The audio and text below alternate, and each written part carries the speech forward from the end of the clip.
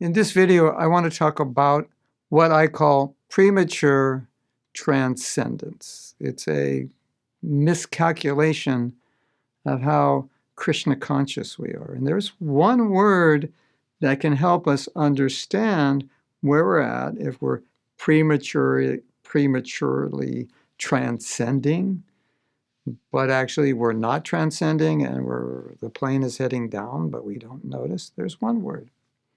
So stay tuned and I'll tell you that word. And this word will it'll make it so easy to understand. I'm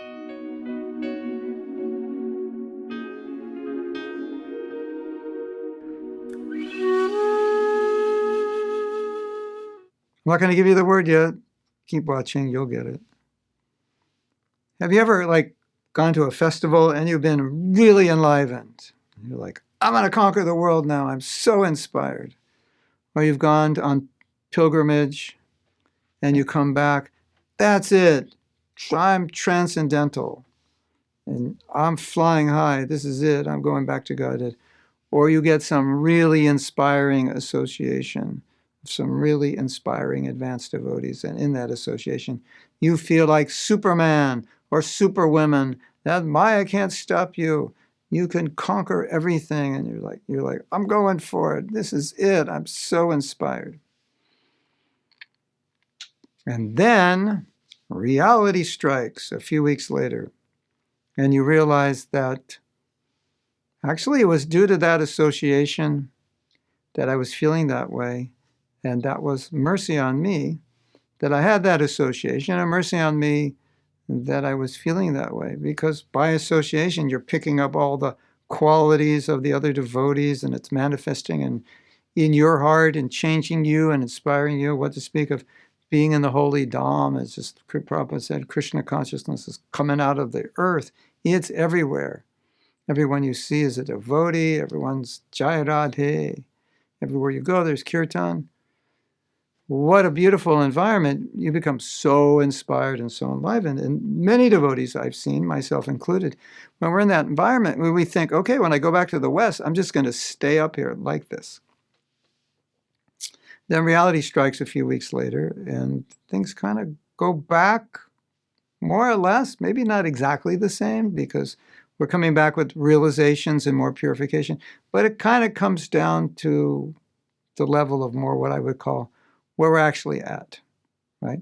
And sometimes we just think we are much higher than we are. Now, I'm not here to tell you to think that, you're a fake and all that inspiration, you just throw it in the garbage can because it's all bogus.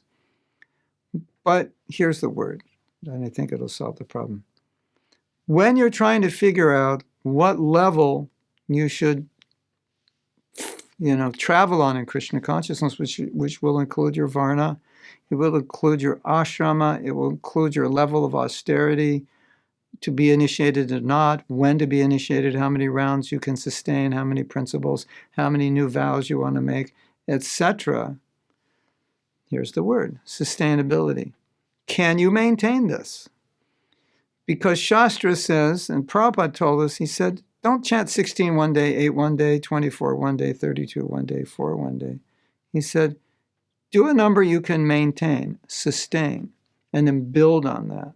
Because what you can sustain is your reality. You might get inspired and I go to a japa retreat, 64 rounds, and I'm going to go home and chant 64. And so I do it for a week, 3-4 days. I'm going to get up at 2 o'clock. I do it for a week.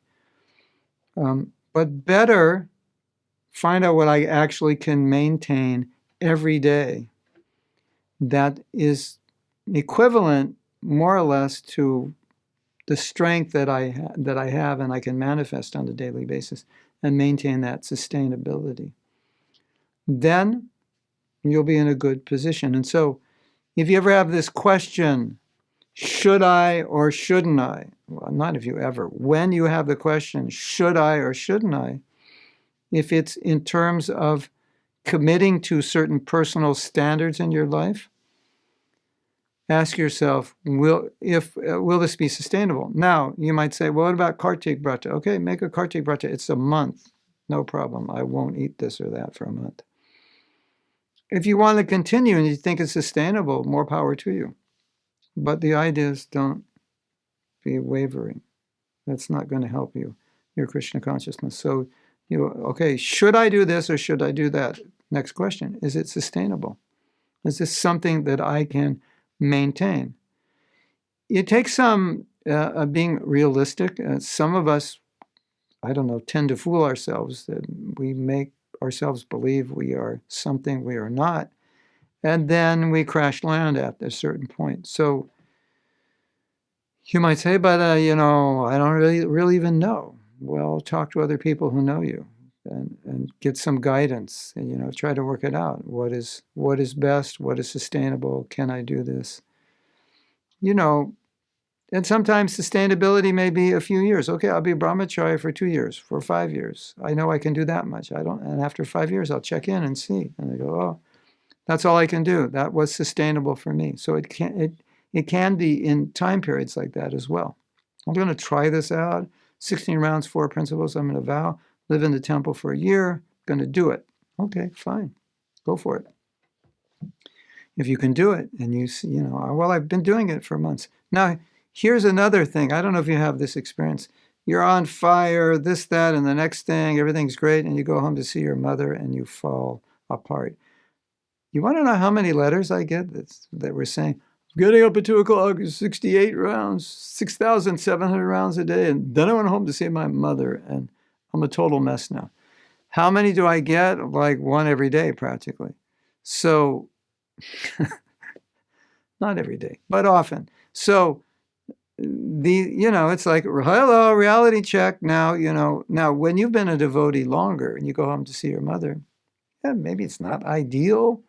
You're not in the temple, you're not with devotees, there's no Mangalartik. Obviously, it's different, but it's not going to really make that much difference in your life. You'll just continue with what you normally do because you've been a devotee long enough that certain practices are sustainable anywhere and everywhere. So these are some reality checks. Keep your eyes open, be introspective, be honest, and think of the word sustainability when you're making choices about how you want to commit to your devotional practices and what varna, what ashram. Sometimes devotees ask, people in general ask, what's my varna? I mean, what should I do? What's my nature? I don't know what my nature is. I don't know what to do. So sometimes one of the questions that's asked to help people understand their nature is this question: what would you do? What would you do even if you weren't paid to do it? Like if I say I'm making a movie and you say, I'd love to help you. I'll help you. You don't have to pay me. Just give me prasadam and I'll work on it. I'd love to do this. Or we're making a recording, or a CD, an album, whatever they call them these days, because it's all digital. I think they still call them albums because some people actually make vinyl. We're making an album. You want to help? I love to sing. I love to play this instrument. Yeah, I'm flying out there. Don't worry, I'll pay my way. I want to do it. What do you love to do that you would even do if you weren't paid for it? That's a hint how to understand your nature because it's sustainable. You could. What do you love to do so much that you could do it every day? Like you could do this every day, all day. I like to write poetry every day, all day. No, I like to paint every day, all day. Yeah. Like 12 hours I'll paint. I like to paint every day, all day. No, a little bit on Saturday. Yeah, so that's the difference. Srila Prabhupada ki jai.